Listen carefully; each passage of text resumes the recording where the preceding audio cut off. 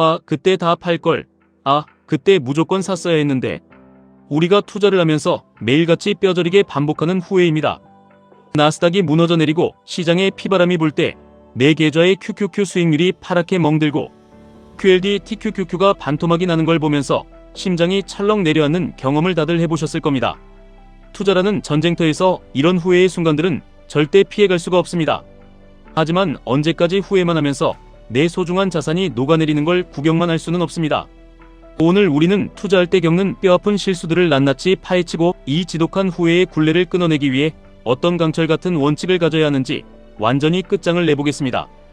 요즘처럼 시장이 고점 대비 훅 떨어져서 흔들릴 때 가장 많이 밀려오는 감정이 바로 그때 팔거라는 후회입니다. 시장이 혼란스럽고 폭락하는 걸 두 눈으로 똑똑히 보면서 아, 진짜 어제라도 팔걸. 아니, 지금이라도 당장 다 팔아버릴까 아니면 더 떨어졌는데 조금 더 살까 하는 5만 가지 감정이 머릿속에서 소용돌이칩니다. 결국 주가라는 것은 미래에 대한 사람들의 집단적인 추정치에 불과합니다. 전쟁이 터지고 금리가 요동치면 당연히 시장은 미친 듯이 흔들릴 수밖에 없습니다. 악재가 터졌을 때 시장은 한 번에 예쁘게 빠져주지 않고 엄청난 변동성을 뿜어내며 우리의 멘탈을 갈기갈기 찢어놓습니다. 주가가 크게 움직이면 프로그램 매매까지 가세해서 하락의 불길에 강풍을 불어넣습니다. 이런 아비규환의 폭락장에서 우리가 절대 네버 목에 칼이 들어와도 하지 말아야 할 첫 번째 행동은 바로 패닉셀입니다. 공포에 질려 내다파는 투매입니다. 물론 주식이 하락할 때 내가 이성적으로 판단해서 지금은 리스크 관리를 위해 팔아야겠다고 결정했거나 포트폴리오를 조정하기 위한 치밀한 전략이었다면 괜찮습니다. 하지만 단순히 QQQ가 떨어지니까 내 TQQQ가 하루 만에 10%씩 녹아내리는 걸 보니까 나도 모르게 흥분하고 두려워서 매도 버튼을 누르는 것은 무조건 피해야 합니다.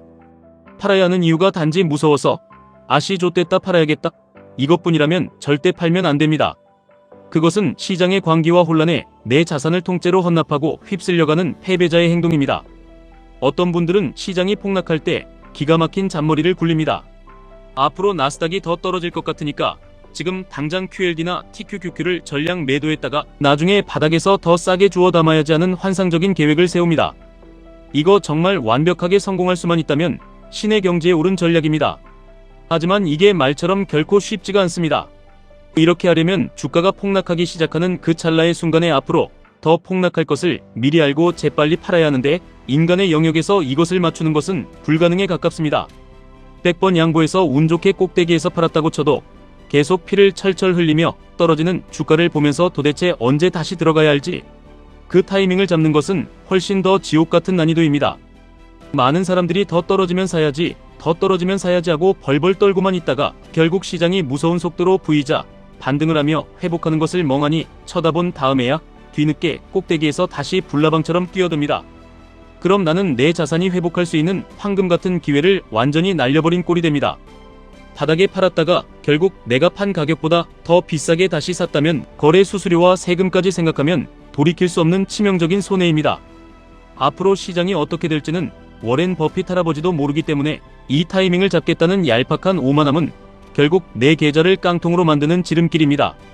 그때 팔걸, 그때 살걸. 우리는 매일 이 의미 없는 메아리만 반복합니다. 살걸, 팔걸, 살걸, 팔걸. 이러다가 늙어 죽습니다. 그래서 요즘처럼 나스닥이 미친 듯이 흔들리고 도저히 방향을 모르겠을 때는 그냥 아무것도 안 하고 숨죽인 채 가만히 있는 것이 가장 위대하고 현명한 전략일 때가 많습니다. 투자라는 게임은 투수가 던지는 모든 공에 배트를 휘두를 필요가 없습니다. 스트라이크 아웃이 없는 유일한 게임이 바로 투자입니다. 시장이 미쳐 날뛸 때 특히 우리처럼 QQQ나 QLD, TQQQ를 모아가는 장기 투자자들은 시장의 패닉에 덩달아 춤추지 말고 잠시 주식창을 덮어두고 내 본업에 미친 듯이 집중하는 것이 진짜 고수들의 방식입니다. 물론 이렇게 버티기 위해서는 아주 강력한 두 가지 전제 조건이 내 가슴속에 새겨져 있어야 합니다. 첫 번째는 내가 투자한 자산, 즉 나스닥 100이라는 지수와 미국을 이끄는 위대한 빅테크 기업들의 근본적인 펀더멘탈이 흔들리지 않는다는 강철 같은 믿음입니다. 단기적인 악재로 시장이 폭락하더라도 세상을 바꾸는 AI, 혁명과 기술 발전은 멈추지 않는다는 확신이 있어야만 여유있게 버틸 수 있습니다. 두 번째는 우리가 항상 강조하는 정해진 날에 기계처럼 꾸준히 매수하며 시간과 변동성을 분산시키는 적립식 투자입니다. 시장이 흔들려서 멘탈이 나가더라도 내가 정해놓은 매수일에는 폭우가 쏟아져도 기어코 시장에 들어가서 사야 합니다. 주가가 폭락할 때 싼 가격에 내 수량을 미친 듯이 늘려갈 수 있게 해주는 것, 그것이 이 적립식 장기 투자가 가진 가장 무서운 파괴력입니다. 그럼 주가가 빠질 때 언제 추가 매수를 해야 하냐고 묻는 분들이 있습니다. 저점의 타이밍을 기가 막히게 맞추는 것은 순전히 운의 영역입니다. 하지만 내 포트폴리오에 평생 담아두고 싶은 QQQ 같은 훌륭한 자산이 펀더멘탈은 너무나도 건강한데 시장의 외부적인 공포 때문에 비이성적으로 폭락한다고 판단될 때는 무조건 추가 매수의 기회로 삼아야 합니다. 하지만 이 조급함에 잡아먹혀서는 안 됩니다. 주가가 미친 듯이 빠질 때 초보자들은 빨리 사야 한다는 강박에 휩싸여 가진 돈을 한 번에 다 털어넣습니다. 하락의 끝이 어딘지는 아무도 모르기 때문에 이럴 때 너무 조급하게 몰빵하는 것은 자살행위나 다름없습니다. 시장에 공포가 가득하고 피가 낭자할 때 우리는 철저하게 냉혹해져야 합니다. 내가 가진 여유 현금을 정확히 3등분 혹은 4등분으로 무자비하게 쪼개야 합니다. 그래서 시장이 의미 있는 폭락을 보여줄 때마다 한 덩어리씩 기계적으로 밀어넣는 겁니다. 바닥은 신도 못 맞추기 때문에 항상 긴 호흡을 가지고 분할해서 들어가야 하고 반드시 내가 당장 내일 밥 굶지 않아도 되는 여유 현금으로만 들어가야 합니다. 이럴 때 빚을 내서 무리하게 들어가는 것은 내 인생을 담보로 한 러시아 룰렛입니다. 시장이 혼란스럽고 내 계좌가 박살이 나도 장기적으로 미국 시장은 그리고 기술의 진보는 우상향한다는 종교 같은 믿음으로 버텨야 합니다. 주식시장이란 곳은 인내심이 없는 조급한 사람의 주머니에서 돈을 빼내어 인내심이 강한 자의 주머니로 옮겨주도록 완벽하게 설계된 합법적인 시스템입니다. 이 폭락장에서 내가 철저하게 계획된 4분할 매수를 들어갈 때조차 마음속으로는 제발 오르기를 바라는 조급함이 생길 수 있습니다. 5분마다 화장실에 숨어서 주식창을 들여다보고 싶은 것이 인간의 본성입니다. 이럴 때일수록 우리에게 필요한 것은 흔들리지 않는 얼음 같은 멘탈, 미국 시장에 대한 광신도적인 믿음, 그리고 든든한 여유 현금뿐입니다.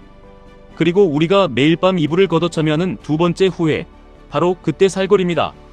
주변에서 누가 돈 벌었다는 소리만 들리면 배가 아파 죽을 것 같습니다.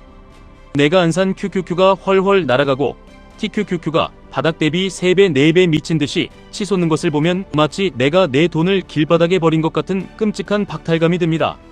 그때 샀어야 했는데 하면서 뼈를 깎는 후회를 합니다. 그래서 지금이라도 사볼까 하고 매수 버튼에 손을 올리지만 손가락이 바들바들 떨리면서 도저히 눌러지지가 않습니다. 지금까지 너무 많이 오른 것 같고 내가 지금 들어가면 바로 상투를 잡고 물릴 것 같은 극도의 공포가 나를 지배합니다. 조금만 떨어지면 진짜 몰빵해야지 하고 벼르고 있다가 막상 시장이 조금 떨어지면 이건 대폭락의 전조 증상이야, 더 떨어지면 사야지 하면서 또 도망칩니다.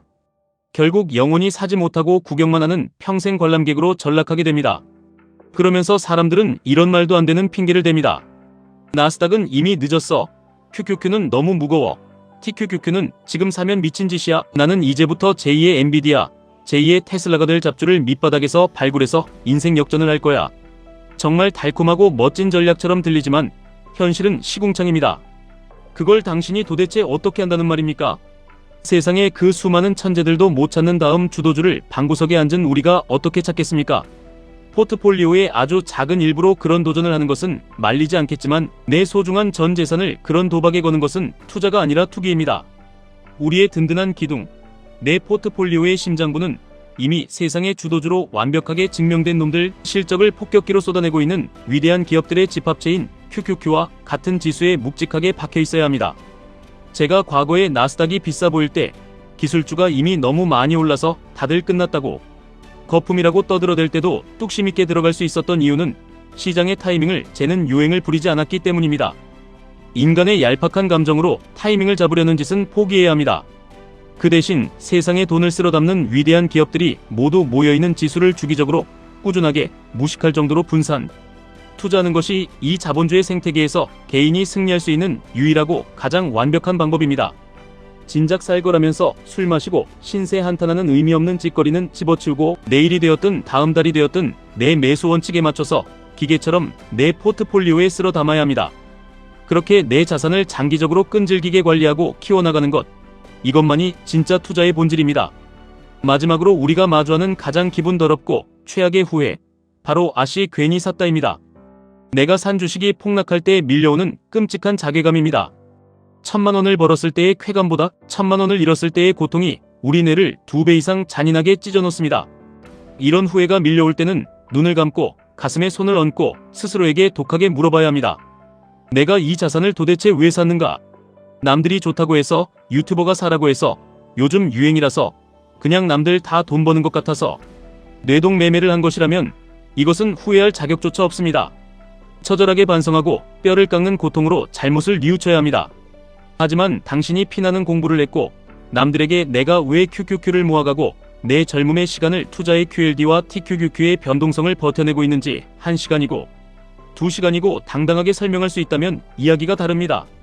그 확신을 가지고 샀는데 단지 시장 상황 때문에 가격이 떨어져서 후회가 된다면 당신이 처음 이 지수를 샀던 그 위대한 근본적인 이유가 변했는지 확인하십시오. 미국이 망했습니까? 세상의 혁신이 멈췄습니까? 빅테크 기업들이 성장을 멈췄습니까? 그 근본적인 이유의 단일의 변화도 없다면 피눈물이 나더라도 이 꽉 깨물고 계속 들고 가는 것이 맞습니다. 아니, 오히려 빚을 내서라도 더 사야 하는 축복의 시간입니다. 테슬라 주주들이 그 미친 변동성 속에서도 버티는 이유는 단기적인 뉴스나 일론 머스크의 헛소리에 흔들리지 않고 자율주행과 로봇이라는 미래의 본질을 꿰뚫어보고 있기 때문입니다. 마찬가지로 나스닥을 추종하는 우리도 기술 패권과 인류의 진보라는 흔들리지 않는 본질을 쥐고 있어야 합니다. 조급함을 버리십시오. 오늘 당장 안 사면 버스가 영원히 떠날 것 같고 지금 당장 안 팔면 내 계좌가 영원히 될 것 같은 그 하찮은 공포와 탐욕을 쓰레기통에 처박아 버리십시오. 주식시장이란 곳은 영원히 오르고 내리며 수많은 버스를 우리 앞에 대기시켜줍니다. 결론은 언제나 하나로 귀결됩니다. 인류의 기술과 미국의 자본주의를 향한 소름돋는 공부와 치밀한 분석, 흔들리지 않는 확신, 그리고 그 위대한 지수를 시간이라는 무기로 조각조각 분산하여 장기 투자하는 것. 이 지구상에 이것보다 완벽하고 위대한 투자 전략은 존재하지 않습니다. 과거에 올랐건 떨어졌건 그것은 이미 죽어버린 과거의 숫자일 뿐입니다. 우리는 우리의 소중한 자본을 갈아 넣어 다가올 위대한 미래를 사야 합니다. 지금까지 1분 투자 하이젠버그였습니다.